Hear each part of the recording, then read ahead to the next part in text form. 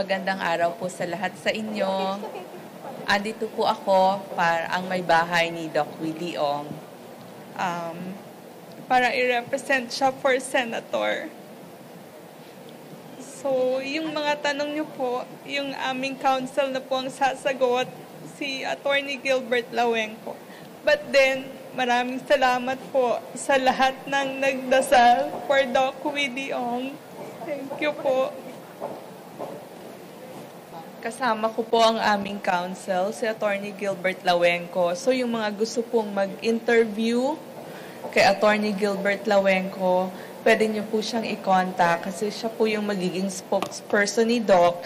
Although pag malakas po siya, nakakasagot po siya sa Viber call kasi nasa Singapore po si Doc. And kasama ko rin po si Congressman Wilbert Lee, pero tatakbo na rin po siyang senador for action.